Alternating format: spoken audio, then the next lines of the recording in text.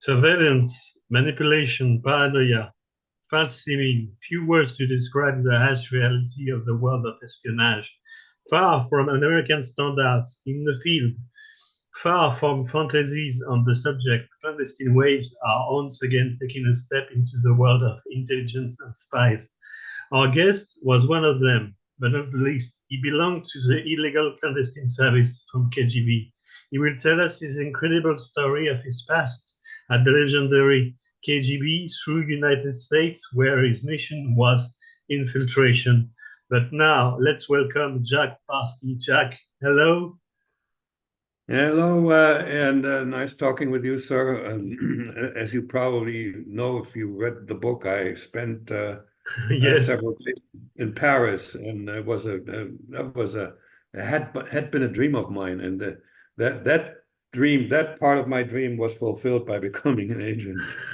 Thanks for being here to talk about the share of your story. If we sum up your astonishing story, I think we could say that you were sent to from Russia to United States to infiltrate administration.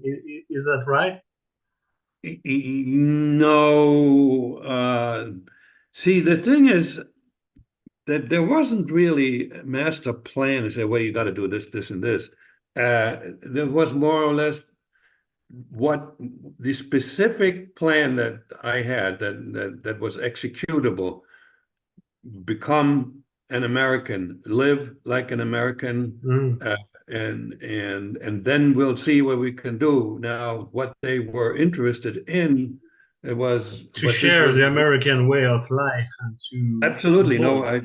And I came to the United States with a birth certificate, bona fide an authentic birth certificate, uh, but that had the name Jack Barsky on it, and because Jack Barsky was a young boy who died at the age of 11, Oh, and yes. So first and foremost, I've got some general questions to ask before we dive into your childhood and your period in KGB and then the outside of KGB.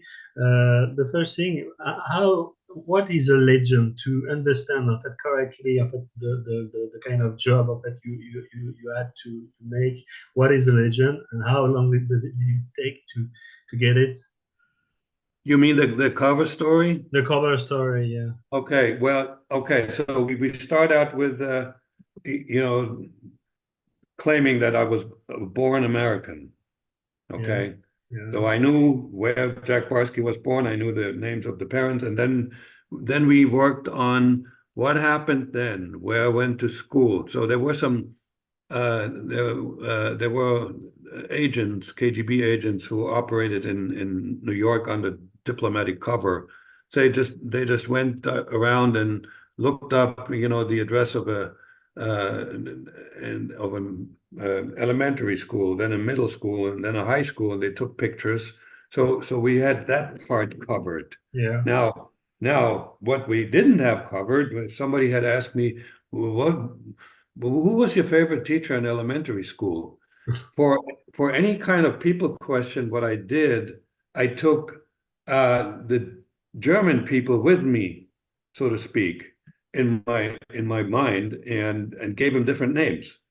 It's a Like, difficult thing. You are trained to learn to lie, to say something different from reality, from the reality you had. How does it feel inside your psychology? this is funny, because my mother used to always tell me that growing up, I was a very, very honest person. I'm wired to tell the truth. I'm very, very aggressive with the truth, but somehow I had absolutely not one iota of a problem lying throughout my existence in the United States, until I was able to shed all the lies, because Mm. eventually, I was discovered, and it became a public figure. But that those lies did not cause me not even one thought about what am I doing here, because I believe I was lying for a very noble purpose, because I was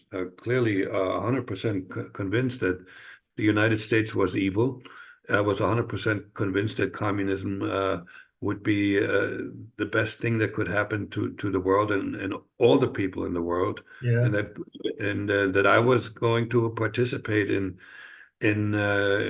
defeating capitalism and building the workers' paradise on earth. It is So difficult of it to live in a country in fact, where this is not your ideal, your ideal of life. You know, America was a kind of liberalism, and then it is opposite very to communism. Is it difficult of it to live inside the enemy side? no, no, no. Well, first of all, I didn't know when you say liberalism, I Yeah. didn't know the meaning of freedom. I was brainwashed from early childhood on, and I thought the way we lived in East Germany was quite good. The reason that our standard of living was not as high as in, say, West Germany or other Western countries had a lot to do with the destruction that World War II brought about. I mean, East Germany was a pile of rubble, Yeah. particularly the city. So this was you could rationalize that, and Yeah. and eventually the goal was to pass West Germany and become wealthier, and for everybody to just like get a piece of the communist action, so to speak. That was, of course, wishful thinking, as it turned out down the road, and getting adopting to the different way of life in the U.S. Uh, it it wasn't hard, but it took a long time. I had to be very careful not to betray that I didn't really have American roots. Yeah, okay. So let's dive into your childhood. First, you lived in back flashback of it into your past. That you lived in East Germany Yeah. in a town named Reichenbach. I mean, No, that's where I was born. that's I there. most of my youth I spent in a small village, and I'm not going to It's a bother with small names. town close to the Polish border. And yes, and then we moved to a small town, and I could actually walk to the Polish border there. Do you have any memories of your childhood currently? Or? I have a lot. I could spend Yeah. about an hour talking about them. In what social environment did you evolve? Your father was a And school teacher, I mean, you know, social environment, is that what you said? social environment, yeah, your Yeah. Oh, so family. okay. Okay. So my, uh, I I was pretty lucky. My parents were both teachers, and Yeah. teachers were quite well treated by the government because they were going to help raise the next generation of leaders, right? And so, and with regard to uh, living conditions, Mhm. uh, I always all I remember is living in nice apartments, two of Your them. your parents, en fait, get divorced when you were young. Yeah, I was Uh, 16. how did you react, en fait, towards that? Was Oh, I didn't have any close relationship with my father. yeah. He was emotionally not mature. Mhm. So when he left, I didn't feel a loss at all. And I tried, at one time he moved out of the house that we were in, and I went to visit him at his new apartment, and we sat there. We didn't know what to talk about for a half hour, and so I left, and that was the last time I had contact with him. So both myself and my younger brother, 3 years younger, when asked who I think we had a choice who we want to stay with. It was Younger like, brother named Gunther. Sorry. yeah, yeah, we didn't have to think about it. We were going to stay with mother because she was the one who had taken Yeah. care of us. Yeah. Okay. So, when were you spotted by the KGB? I was when I was approached for the first time, I was in my third year, so I was 21. 13 years old. No, I was 21 years old. 21, 21. Yeah, no, they did not approach minors. They that in some movies it's like it's portrayed that the KGB just goes after children, high school kids or whatever, Yeah, and molds them. it's No, no, just no, a movie. no. They Mm. were looking just like the CIA, very similar. They were looking for young people who were already adults, but not too old so that they had settled in life, so that just my age range. That they were looking for Yeah, people like that. okay. Because I wasn't married, I didn't have any children, but I was already mature enough to work with and not to mold me. No, they were looking for particular character traits that I all displayed. But it took them 18 months to really analyze me and determine whether I had what it takes to do the most difficult job in espionage, and that's being Yeah. illegal in another country. What was the KGB training you received? En fait, what was the classic spycraft you mean? Yeah, the best part of the training was tradecraft. They were very good at this, and I became pretty good. I had to learn all the technical skills that are required for somebody to operate successfully. So, just to name a few, uh, I had to learn how to decrypt and encrypt messages. I had to learn how to receive Yeah. shortwave transmission and write down the Morse code and then go on with the decryption or encryption or whatever.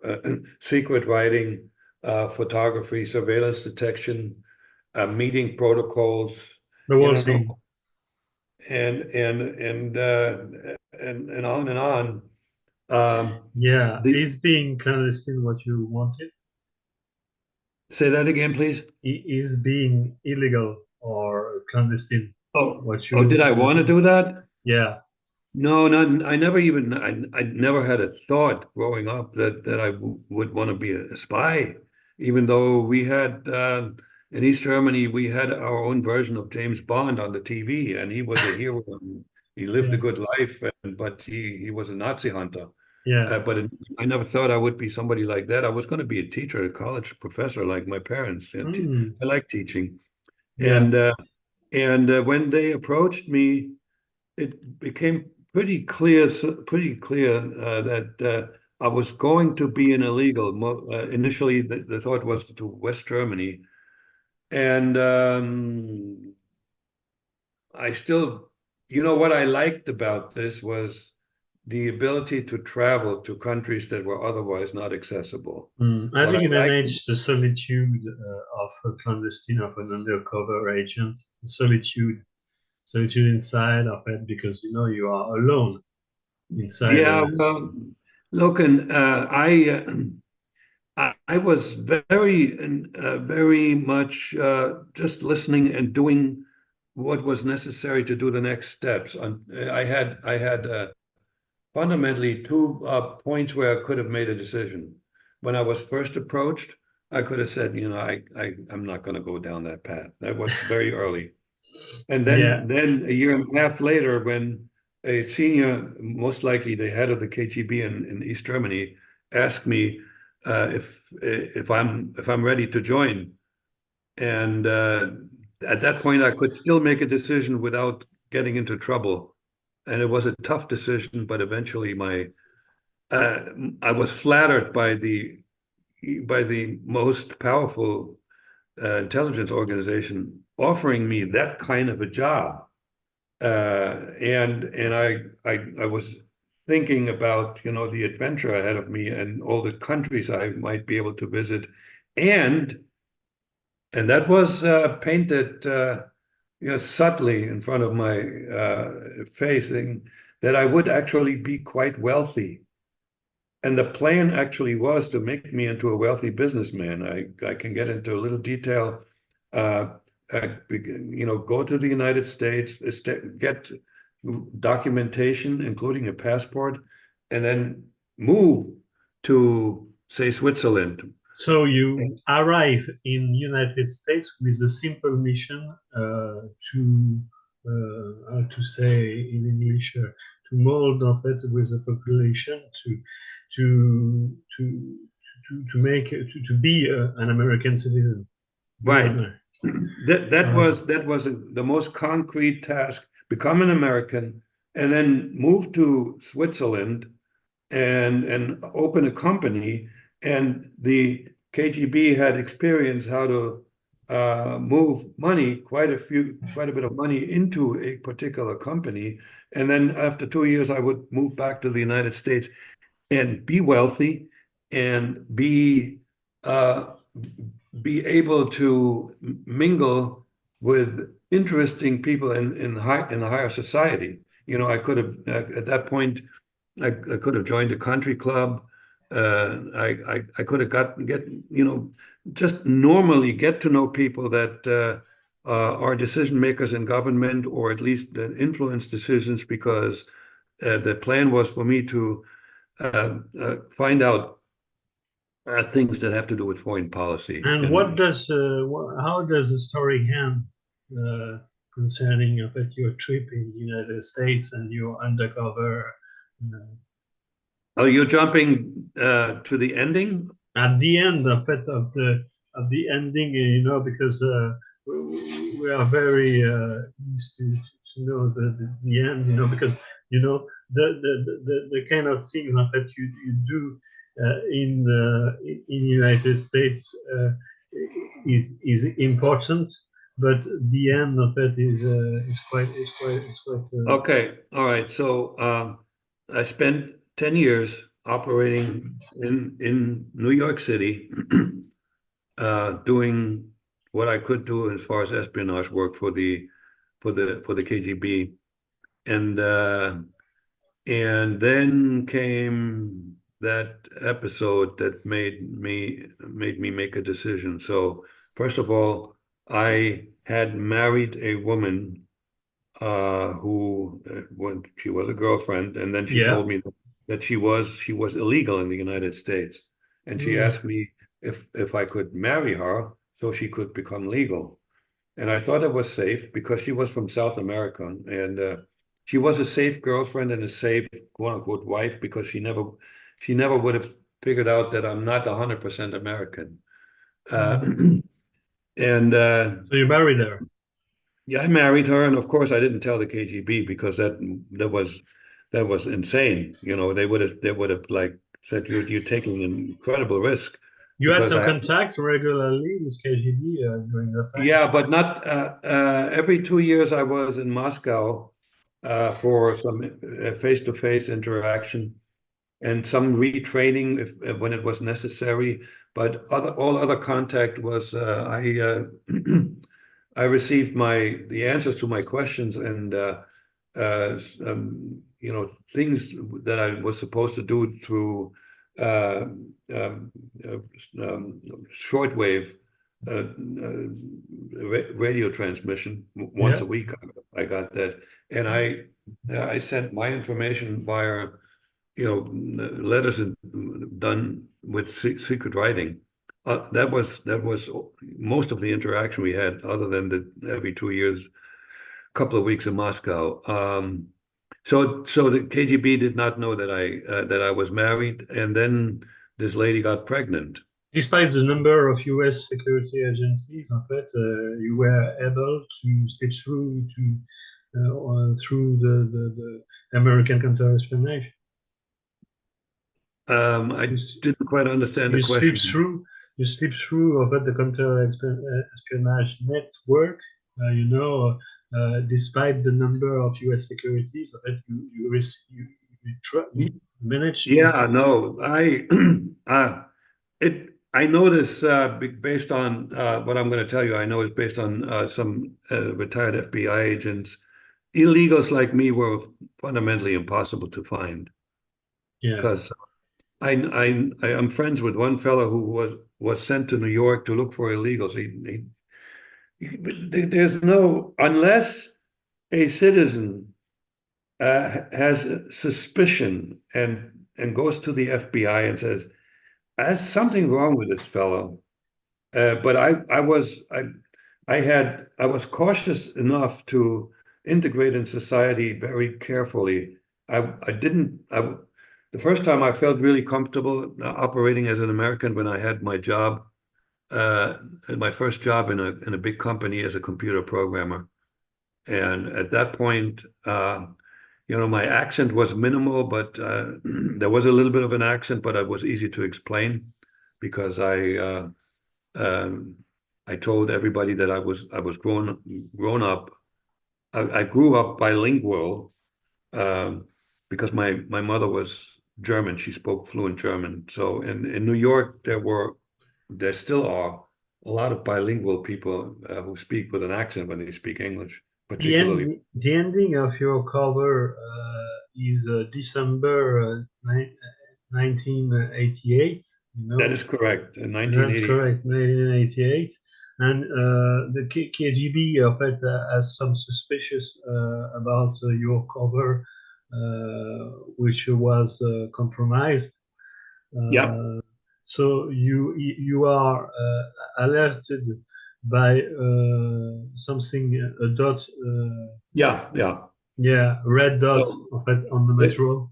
yeah, the red dot was called it was the danger signal. Danger signal. And if I see that red dot in this at this particular spot, and I would pass by that spot every morning when I went to work, I was supposed to run So you told because them, you told KGB, because you have to get out from this situation, and you have this genius thought to say you contracted the VIH, the HIV, sorry, the yeah, HIV, the that is HIV. correct.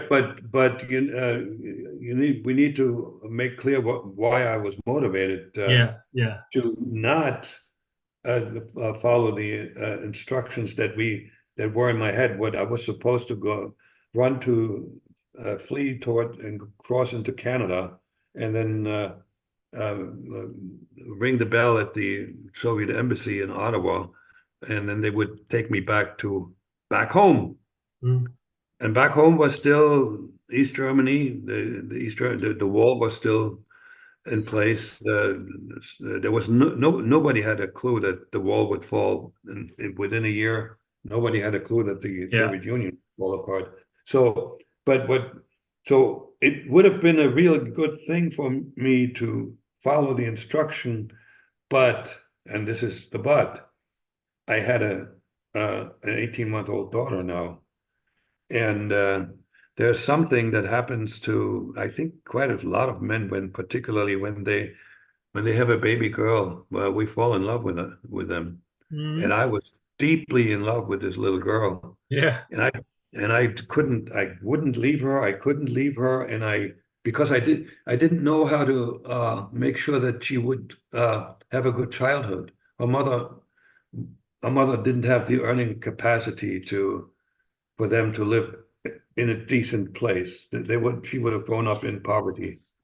So eventually I just I took the risk. I stayed, and in order for the KGB not to interpret this as a defection, I just told them that I had contracted HIV/AIDS, and that worked oh because yeah. they had no reason to believe that I was You lying. refer to the fall of the wall, of Berlin Wall, in Yep. 1989. Yep. There was in 1992 a KGB traitor in Great Britain named Vasily Mitrokin has furnished some information Yep. about you and about many people through the MI6. Yes. So that's why the FBI localized you in 1994. And Okay. Yep. Well, that's the end.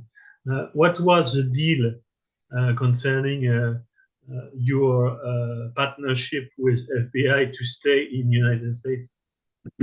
Well, initially, when they first said hello, there was no deal in front of me. But I knew there was a hope that because there was precedent, if a hostile agent cooperates, they might not go to jail. And so we spent, I would say, close to 6 weeks. Once a week, I had it wasn't interrogation, it was more an interview, but they asked me about every little detail of my entire life. Yeah. And then I had to pass a lie detector test. That was a must. And after I passed the lie detector test, I was told that I would be allowed to stay in the country, and eventually, Oh, if I want to, I could become a citizen. yeah, and taste of it, liberty or freedom, something like that. Yeah, and at that point, I had become, based on the KGB criteria, I was very successful. I became a really fully functioning American. Maybe of it they think they thought you are still an agent but for them, you know. No, no. See, the FBI believes very strongly in their lie detector tests, Oh yeah. and I was in the tester was supposed to be one of the best in the business, You and saw the war, Cold War.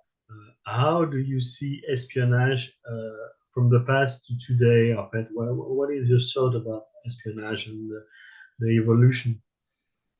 so you mean when I saw that When when you saw the whole Cold War during the period, how do oh, you what see espionage in general?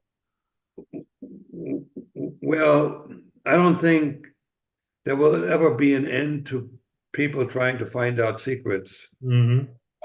Whether that would be the secret of a competitor in business or another country, even a friendly country or sort of friendly. There has been espionage by Israel in the United States, and I can guarantee you there are States spies in Israel, and we are allies.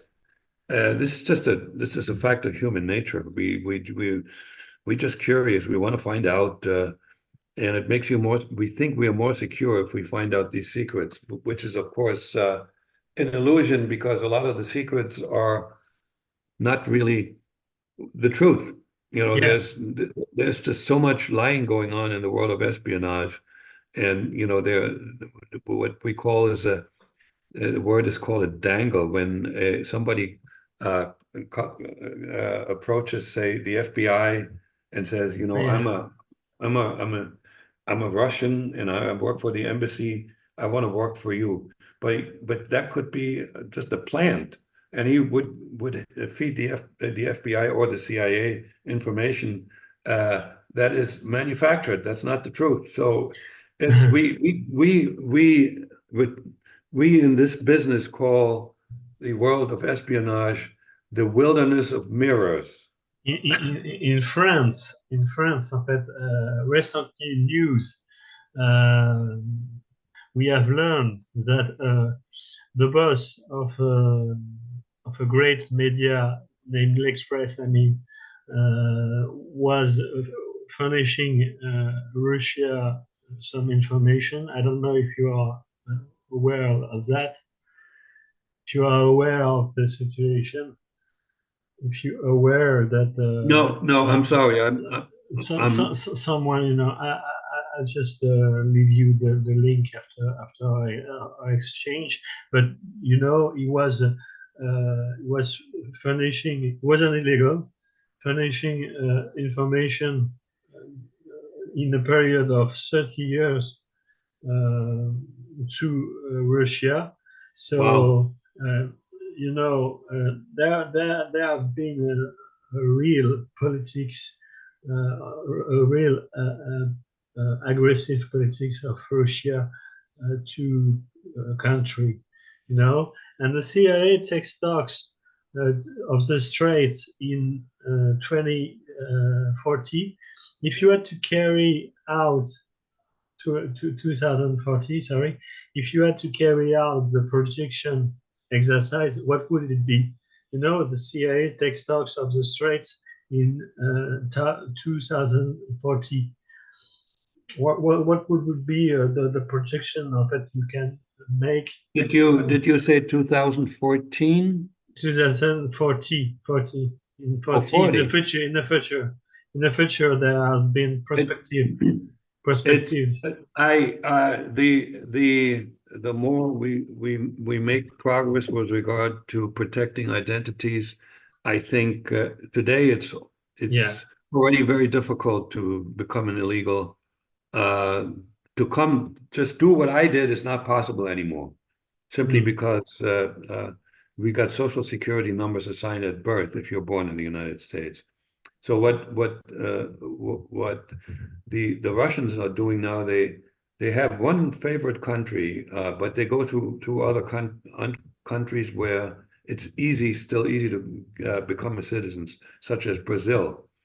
For a while, it was Canada. I don't know if Canada is still a country of choice, but so what to make illegals, they would send people to become citizens of, let's say, Brazil, and after so many years, they then legally emigrate to the United States. That has Mm. happened a number of times, that still works. But it, the world is going to get smarter and smarter, and illegal spies just aren't going, can't be manufactured anymore. The most effective spies, and you got to understand one thing: no matter how much technology there is, human beings are still the most important target, because robots and artificial intelligence doesn't make decisions. It's still people. So Yeah. the most dangerous spies are the individuals who are born in the country and eventually get somehow hired, and they are the insiders. We are We approach. Sorry. Sorry. we just had a case where a naval officer uh, in a station in Japan has been given secrets to a person of another country that hasn't been disclosed yet. Those people are the most dangerous spies, and so illegals, I think, we are a dying breed. We are approaching the end of our emission, and there's a moment very special here in Tungsten Waves. The moment of it, you have the last word. The last words is to you, Jack Barsky. What have you? Yeah, well, it's my life is the one thing that my life proves is that love is true love, and I'm not talking sexual love. True love for another person, in this case, a child, uh, conquers everything else. So this is when in English we have a saying that says love conquers all. And I'm 100% in agreement with that statement.